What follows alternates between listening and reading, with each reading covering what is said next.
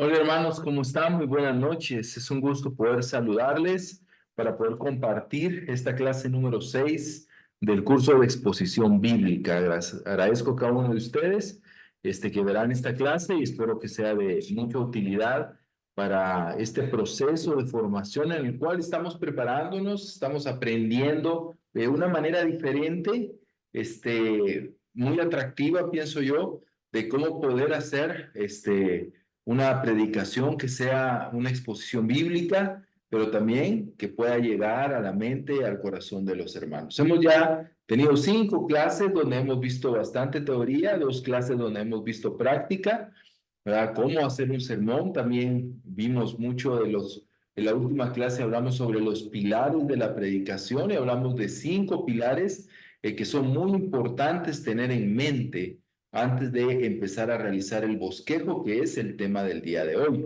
Los pilares que vimos la semana pasada o en la última clase son fundamentales. Es muy claro tener en mente esos pilares, el tema, la escritura, el área en el cual uno va a desenvolverse, el propósito de la predicación, el título de la clase. Es muy importante tenerlo bien claro para ya poder realizar un bosquejo. ¿Qué es un bosquejo?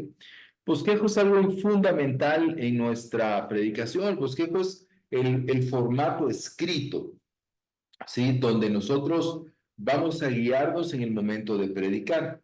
En ese bosquejo donde nosotros plasmamos la guía de nuestra predicación.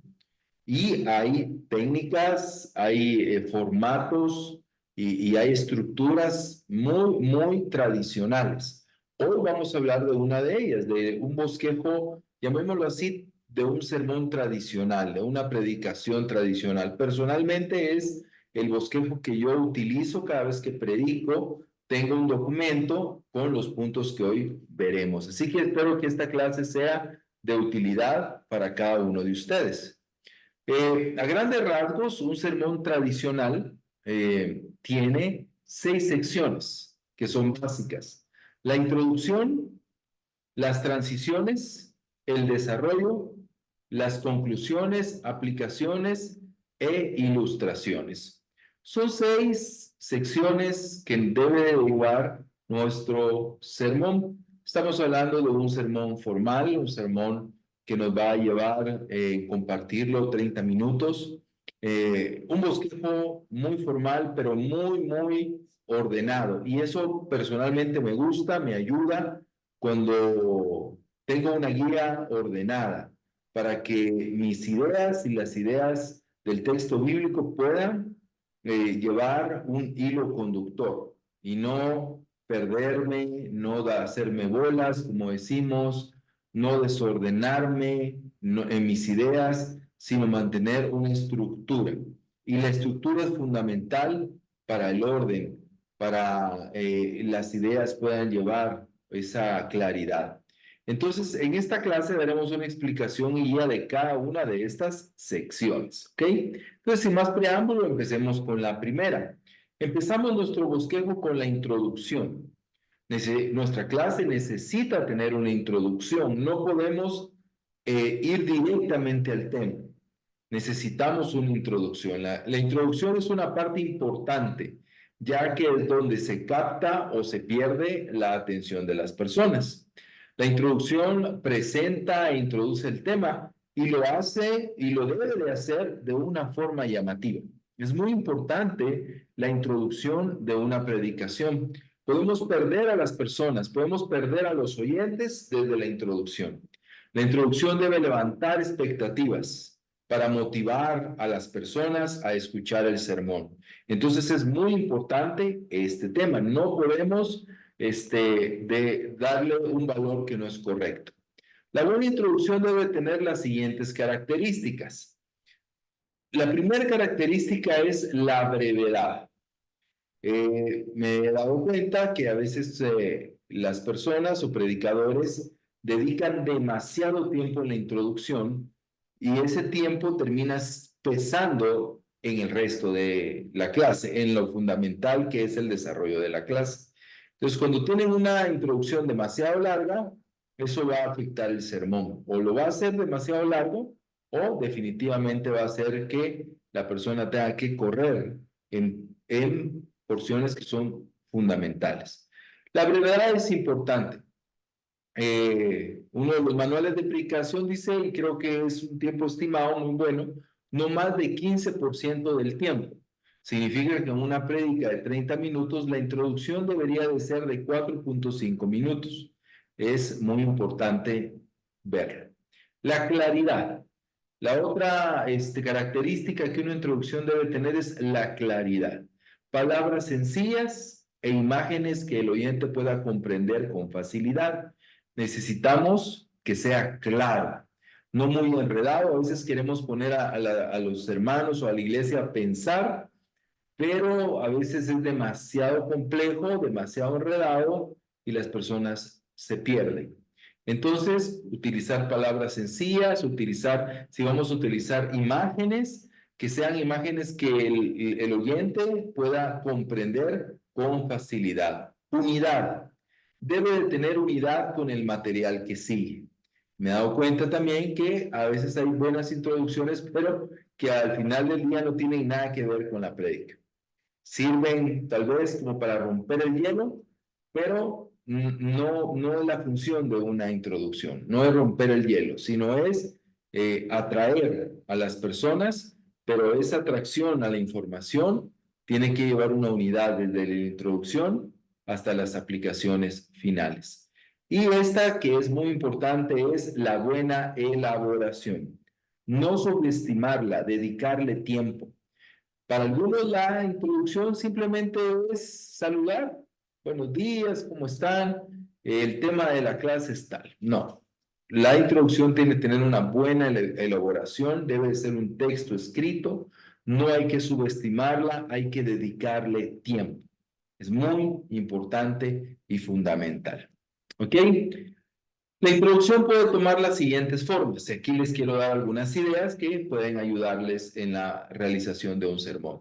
Una buena introducción puede ser una pregunta provocativa, ¿no? Una pregunta ahí interesante, ¿no? Que llame la atención. ¿Qué piensan de tal? Y va a depender de la audiencia. Hay audiencias que nos puede dar la oportunidad de hacer las preguntas y que las personas puedan responder, puedan dar una respuesta inmediata, ¿verdad? Si no, si es una audiencia demasiado grande, pues por lo menos es una pregunta que puede llevarlos a pensar y a interesarse del tema. Otra introducción puede ser una ilustración. Ya hablaremos específicamente de este tema. ¿Verdad? Una ilustración es una parábola, es una historia ficticia, puede ser. eh, una noticia, muchas cosas pueden tomar la forma de ilustración. No quiero alargarme en este tema porque lo vamos a tratar como parte fundamental ya del sermón, como una de las 6 partes. Número 3, una historia verídica, de pronto una historia que tiene que ver con el sermón, una historia que se entrelaza con el sermón y que nos puede ayudar en esto, ¿no? La referencia a un hecho actual, algo que está pasando actualmente, algo que está sucediendo en la actualidad. Y finalmente la explicación del contexto de la escritura. Para mí es una de las que más utilizo, el explicar el contexto de la escritura cuando predico expositivamente. Es mi introducción favorita, es explicar la escritura, explicar, fíjense que lo que pasaba en ese tiempo es que, no sé, Babilonia estaba llegando a Jerusalén, estaba destruyendo, sitió la ciudad y esto es lo que sucedió. Entonces, la explicación del contexto de la escritura puede también ser parte de la introducción. Entonces, aquí hay algunas formas que puede tomar la introducción. Entonces, es muy importante, hermanos, que nosotros elaboremos nuestra introducción cuando vayamos a predicar. Obviamente, cuando vamos a dar una santa cena, pues no necesitamos una introducción. Cuando vamos a compartir una charla de 5 minutos, no es necesario. Pero de pronto ya en un devocional y en una prédica, la introducción es fundamental. Sí, es una de las 6 partes fundamentales. Veamos la número 2, las transiciones. ¿Sí? ¿Qué es una transición? Las transiciones unen y enlazan cada uno de los puntos del sermón. Las transiciones son algo que yo aprendí y que es muy importante. Esto funciona de una manera como una canción. La canción, para pasar de una estrofa al coro, hay una nota o hay un acorde que da pie a ese cambio en la estructura, ¿verdad?, de la canción. Eso es la transición. Se debe de escribir transiciones en el bosquejo, porque tienen la finalidad de dar un pase suave, lógico y ordenado a cada punto del sermón. Entre cada una de las secciones debe de haber una transición. Entre la introducción y el punto número 1 debe de haber una transición. Entre el punto número 1 y en el punto número 2 debe de haber una transición. Y así en cada uno de los puntos del sermón. Transición, un ejemplo de transición puede ser esta. Después de ver, puede ser esta la transición del punto 1 al punto 2, después de ver con profundidad el valor de la cruz, en el siguiente punto veremos cómo podemos responder. El siguiente punto se titula, no sé, respondiendo a la cruz, por darte un ejemplo. Entonces, esa transición yo la escribí, se entiende por la estructura de la transición que en el punto número 1 o 2, en el punto que sea, estoy hablando de la cruz, de la profundidad del valor de la cruz. Estoy hablando del sacrificio de Jesús. Pero en el punto siguiente voy a hablar de cómo responder a la cruz. Entonces no paso, no digo, vamos al punto número 2. No, hay una transición que permite esa suavidad, esa lógica y ese orden.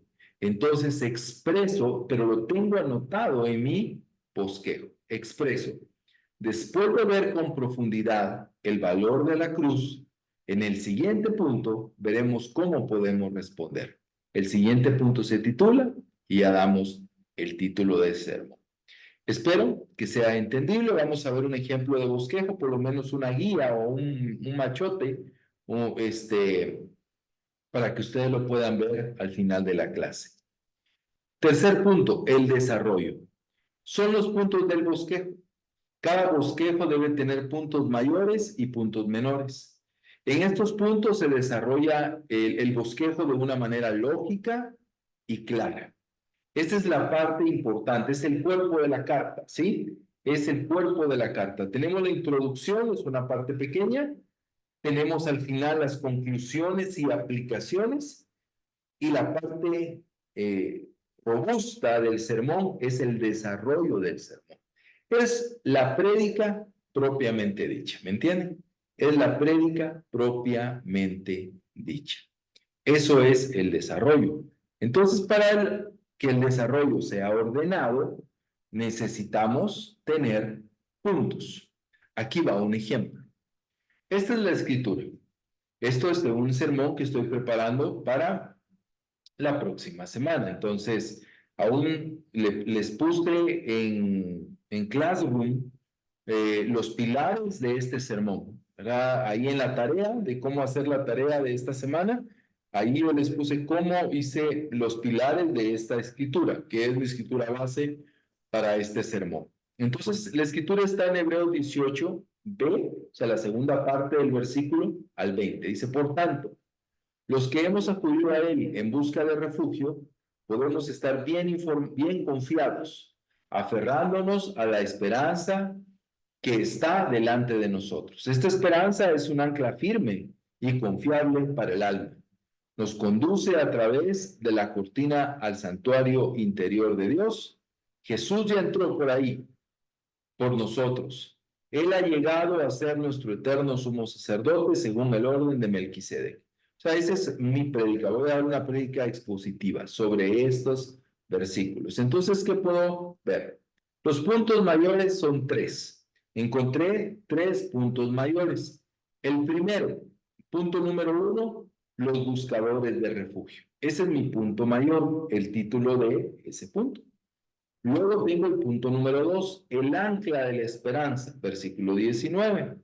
Y el punto número 3, el precursor de nuestra esperanza, versículo 20. Entonces, esta prédica tiene 3 puntos mayores, ¿sí? Algunos creen que lo máximo que debería de tener un sermón son 5 puntos. Creo que es bastante, 5 puntos, y va a depender de la extensión y la manera de exponer. Pero pueden ser 2, pueden ser 3, pueden ser 5, no más.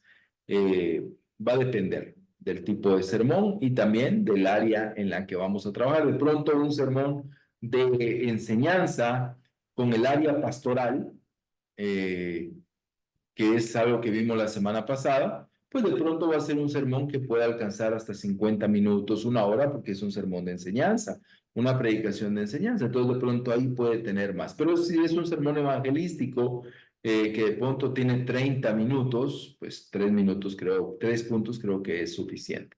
Entonces estos son mis puntos mayores. Aquí tengo 3 puntos mayores, punto 1, punto 2 y punto 3. Espero que esté claro esto. Los puntos mayores tienen puntos menores. ¿Y cuáles son los puntos menores? Son puntos que se desarrollan dentro de cada punto mayor. Mi punto número 1, recuerdan que les dije que eran los buscadores de refugio. Este punto mayor tiene 3 puntos. Descripciones de los buscadores de refugio, se aferran a la esperanza y pueden estar confiados. Entonces, cuando yo estoy predicando, digo, tengo la transición. Después de ver el contexto de lo que estaba sucediendo en la carta a los hebreos, vamos a ver una carta que anima, una parte de la carta que anima de una manera poderosa a sus oyentes. De igual manera nos quiere animar a nosotros. Entonces, mi transición es la siguiente. Después de ver esto, vamos a ir al punto 1. Después de ver toda esa estructura y la importancia del capítulo 6, vamos a ir al primer punto de la clase, que es los buscadores de refugio. Por favor, acompáñenme al versículo 18, inciso B, y leo el versículo.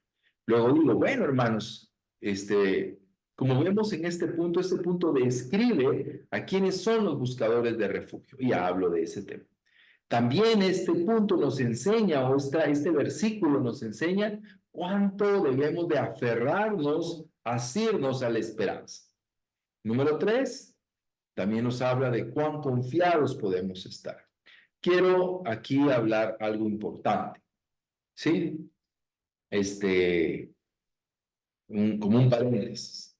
Esta es una guía, se dan cuenta que aquí no está escrito todo lo que yo voy a decir. O sea, mi bosquejo es una guía. Es con lo que yo me paro al frente y yo voy a utilizar para predicar. Todas mis notas, todo mi trabajo, eso está pues en el documento que hice antes, ¿no? Esto es con lo que yo me voy a parar. Y entre más puntual sea, es mejor. Porque si tiene mucho texto, si cada uno de estos puntos A, B y C fuera un párrafo, hermanos, definitivamente eh, me voy a perder y voy a terminar leyendo. Yo tengo que haber repasado mi sermón y ya solo con una mirada del punto yo ya sé que voy a hablar. ¿Entendido? Eh, Esto es muy importante, pero vamos a ir viendo en las siguientes clases algunos aspectos que nos van a ayudar en esto. Entonces, bueno, de ahí voy al punto número 2, número 3, y aquí están mis subpuntos. Obviamente aquí no está, porque eso ya lo hablamos, y ya lo van a ver al final, pero entre el punto 1 y el punto 2, aquí debe de haber una transición, ¿sí? Después de una transición puede ser. Después de entender y comprender quiénes son esos buscadores de refugio, ahora veremos la esperanza que tenemos en Cristo Jesús. El punto número 2 es el ancla de la esperanza. Siguiente transición, bueno, aquí hablo ya de estos 3 puntos. Después de ver esta maravillosa ancla de la esperanza, es de mi transición, ahora veremos donde debemos de poner nuestros ojos, que es en Cristo Jesús, quien va delante de nosotros y a quien debemos de seguir. El punto número 3 es el precursor de nuestra esperanza y desarrollo del punto. Entonces, el desarrollo del sermón, el cuerpo del sermón, debe de llevar puntos mayores y puntos menores. ¿Qué hemos visto hasta el momento? Hemos visto la introducción, ¿verdad? El tema, el título, todo eso ya lo trabajamos, ¿recuerda? Hemos visto la introducción, hemos visto las transiciones y hemos visto el desarrollo. Vamos a ver el siguiente, las conclusiones. Las conclusiones. Después de terminar, ¿verdad? De desarrollar el último punto de la clase, vamos a un punto que son las conclusiones. Este es un punto que puede ser flexible. O sea, este punto no necesita, no todos los sermones necesitan conclusiones en el sentido estricto de la palabra. No todos lo necesitan. Va a depender del tipo de sermón.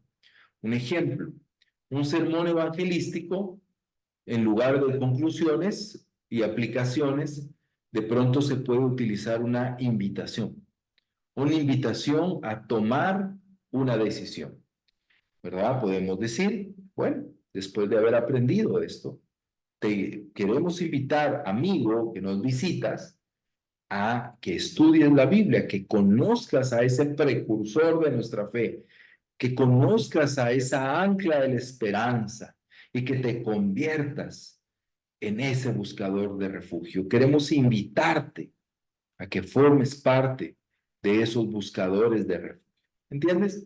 Podemos tener una conclusión diferente, pero si decidimos, ¿verdad? Si se usa las conclusiones, que es muy bueno utilizarlo, nos ayuda a refrescar la información. No todos aprendemos de la misma manera, hermanos, pero las conclusiones ayudan a todos a cumplir con este objetivo, es reiterar la información y enfatizar el propósito del sermón. Nos ayuda en esto. Los puntos mayores pueden ser nuestra guía para las conclusiones. Hablando de este sermón que les estaba mencionando, puede ser que digamos, bueno, hermanos, después de ver todo esto, tenemos las tres conclusiones siguientes. Dios es un refugio seguro, el ancla de la esperanza que tenemos es firme y segura, y Jesús va delante de nosotros. Sigámosle. Entonces, esa podría ser las conclusiones de este sermón. Siguiente punto. Bueno, espero que haya quedado claro lo de las conclusiones y es muy importante el que nosotros podamos manejarlas y tenerlas ahí con claridad. Otro punto importante que quiero dedicarle unos minutos, creo que solamente déjenme definir acá. Sí, aquí tengo un problema en esta presentación.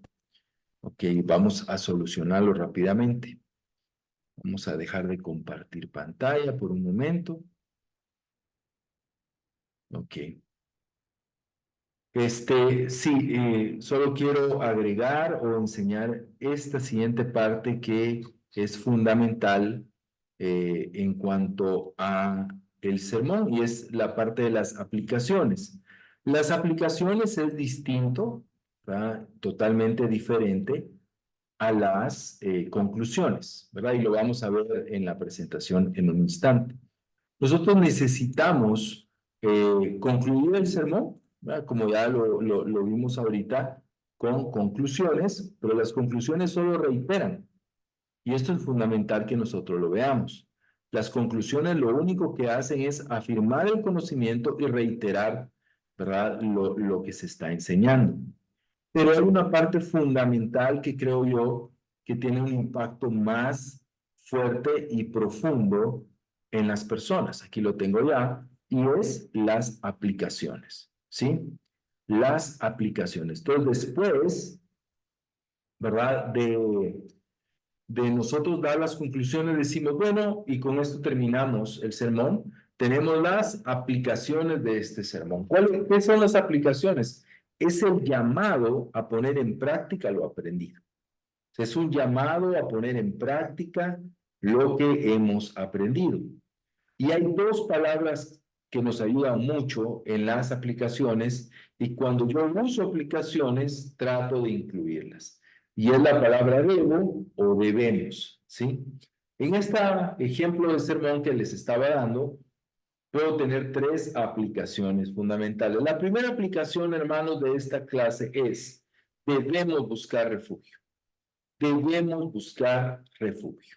Esa es la primera aplicación. Te invito, te llamo a que nos unamos a buscar refugio. Aplicación número 2, debemos sostener nuestra vida en el ancla de la esperanza. Hermano, no en otras falsas esperanzas, sino en esa esperanza que como un ancla nos sostiene, que es Cristo Jesús y nuestro Dios. Así que debemos de sostener nuestra fe, nuestra vida en esa ancla. No debemos de ir a la deriva. Y la tercera aplicación fundamental, hermano, es debemos seguir a Jesús. Él va adelante, Él es nuestro precursor, Él ya atravesó el velo. Vamos detrás de Él, vamos con todo, hermano, amigo, vamos, debemos seguir a Jesús. Entonces son dos cosas distintas. Las conclusiones, que hacen las conclusiones, reiteran. ¿Se dan cuenta que solo estamos reiterando, enfatizando el propósito de la clase y la información? Pero las aplicaciones estamos llamando a las personas a poner en práctica lo aprendido. Amén. Dentro de todas estas 5 cosas que hemos visto, espero no confundir mi introducción, transiciones, desarrollo, conclusiones y aplicaciones, dentro de todas estas, en cualquiera de estos puntos podemos utilizar la parte número 6 de un sermón, que son las ilustraciones. ¿Qué es una ilustración? Las ilustraciones son palabras, frases, oraciones, párrafos que buscan mediante una historia, una anécdota o noticia aclarar un punto del sermón.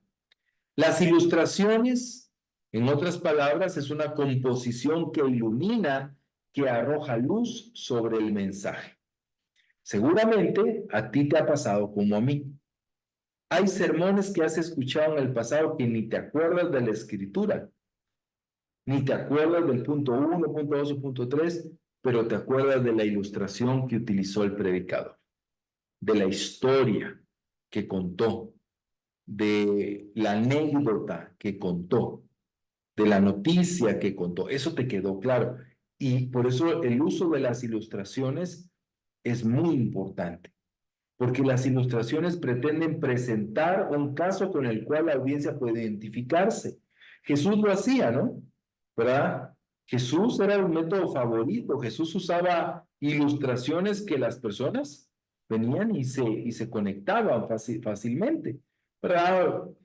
La tierra, el campo, los animales, las plantas. O sea, Jesús utilizaba ilustraciones para que la gente pudiera identificarse con claridad.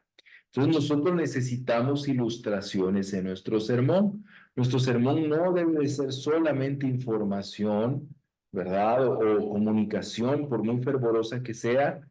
Siempre una ilustración o dos le caen bien, le va a ayudar, va a resaltar, va a traer luz, va a traer vida, va a traer ánimo, va a traer frescura al sermón.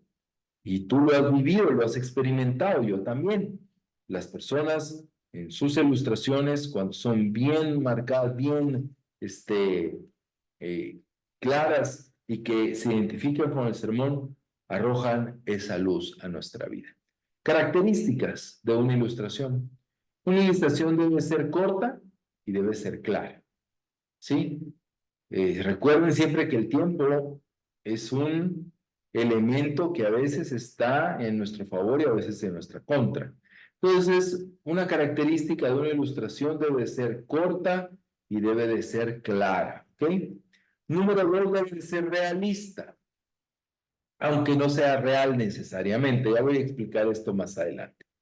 Pero, o sea, tiene que ser algo realista, tiene que ser algo con que las personas puedan identificarse de una u otra manera, ¿sí? Número 3, debe de apelar a ser fácil de identificarla y de identificarse. No debe de ser algo muy rebuscado, sino debe de ser algo cotidiano, debe de ser algo con lo cual nos identificamos. Número 4, debe de apelar a los sentimientos. Las ilustraciones tienen que tener un contenido emocional, favorable, positivo o negativo, puede ser un contenido perturbador, tal vez una noticia fuerte, pero que apela a los sentimientos, ¿sí? Y número 5, no abusar de ellas. Si tenemos una introducción y 3 puntos, no vamos a tener 4 ilustraciones. Eso haría la clase súper aburrida, súper aburrida. Sí, haría muy confuso todo y no ayudaría. Entonces necesitamos tener una o dos ilustraciones. Esto es suficiente. No abusar de las ilustraciones, no abusar de las ilustraciones, y esto es fundamental y nos puede ayudar mucho a realizar esta tarea de la predicación. ¿Dónde puedo encontrar ilustraciones? Número 1, en la imaginación. Yo era muy, no sé, tal vez ignorante en este tema de las ilustraciones antes de estudiar teología y sobre todo antes de estudiar homilética. Yo pensaba siempre que las ilustraciones deberían de ser cosas verídicas o cosas que yo encontré en un libro o que yo encontré en un documento, pero aprendí que los mejores ilustradores sí usan información de terceros, sí usan experiencia personal, pero muchas veces utilizan su imaginación. Escriben sus propias ilustraciones. Por eso decía anteriormente que la ilustración debe de ser realista, aunque no sea real. Significa de que puede ser una anécdota, una historia inventada. Jesús lo hizo. Un ejemplo, la parábola del buen samaritano, eso no sucedió. Eso no pasó. Jesús está contando una parábola. Él se inventó esa historia para resaltar el punto de quién es mi prójimo. ¿Entienden? ¿Verdad? Jesús inventó la historia del hijo pródigo, Jesús inventó la historia de la mujer que perdió la moneda, Jesús inventó la historia, que es una hipérbole impresionante, del que deja 99 ovejas y va por una. ¿Sí? Jesús usó su imaginación. Entonces tenemos permiso para hacerlo.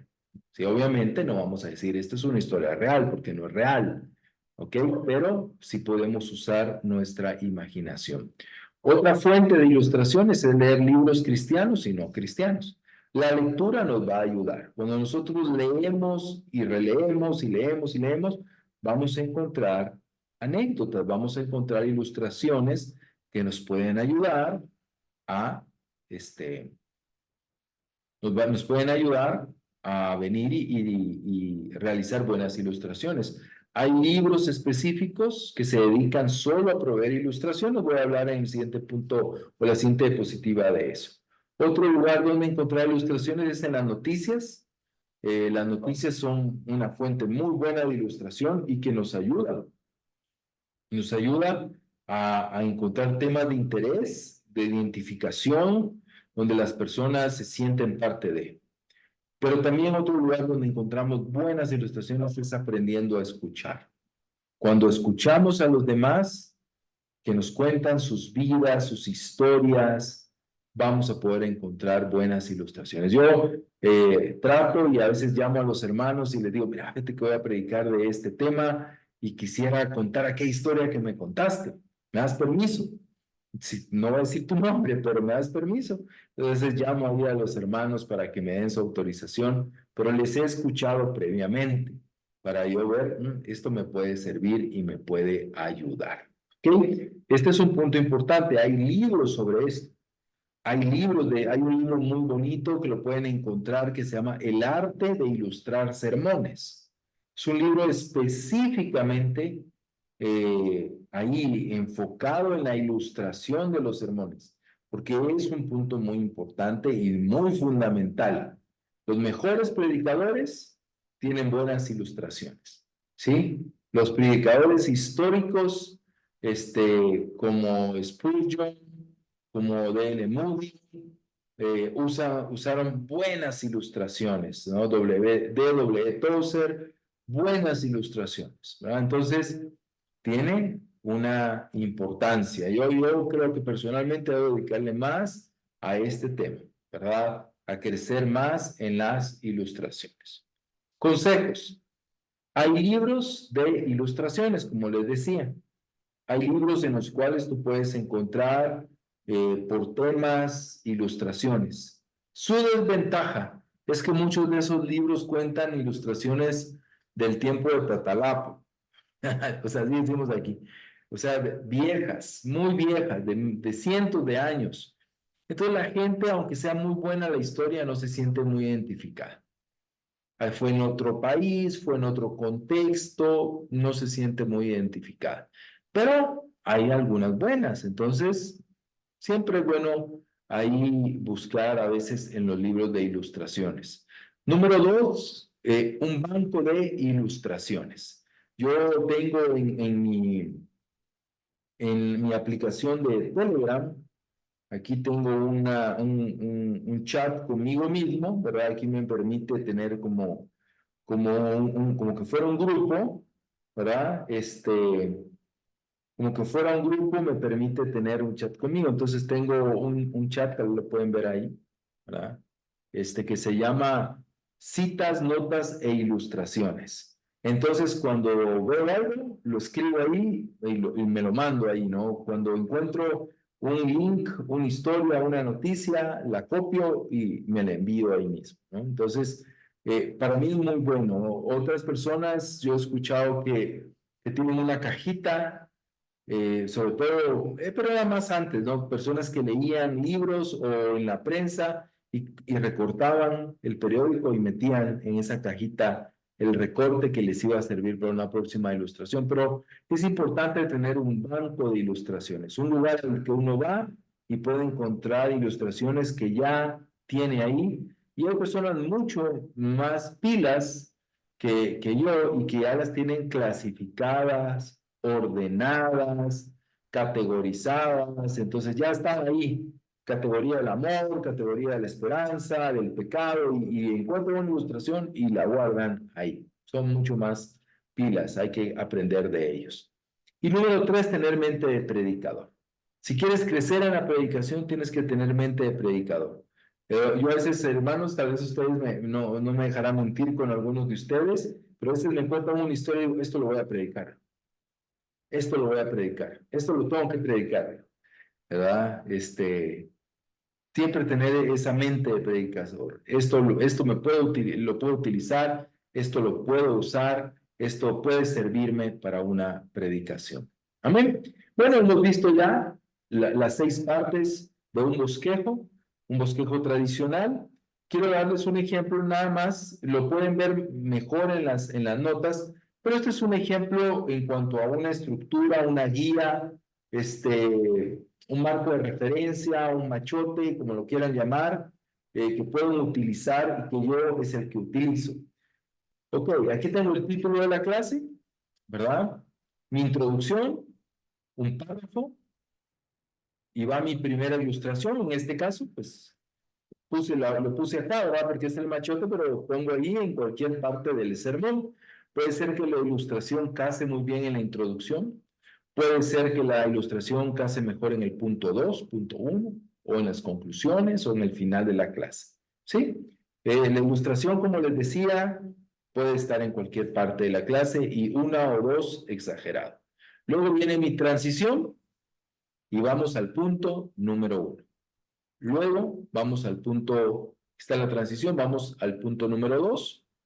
Aquí están los subpuntos del número 2 y aquí va la próxima transición, ¿verdad? En este ejemplo que les doy solo tengo 2 puntos.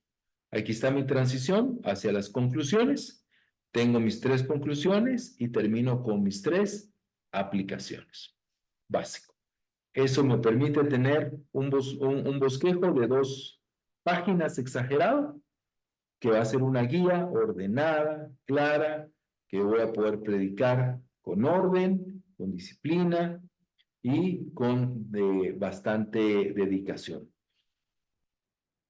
Las ilustraciones pueden ser a veces frases, como les decía, pueden ser citas. Entonces, esas va a requerir, obviamente, un párrafo, ¿no? La ilustración va a requerir un párrafo. Si es una historia que yo me la sé, pues puede tener solo un título, que yo la voy a desarrollar. Ok, hermanos, esto es lo que les quería compartir el día de hoy. Espero que sea de mucha utilidad. Creo que lo es y creo que sirve mucho para esta tarea de la predicación. Espero que esto sea de utilidad para ustedes, que Dios les bendiga, se cuidan bastante y continuamos acá aprendiendo de predicación. Dios les bendiga.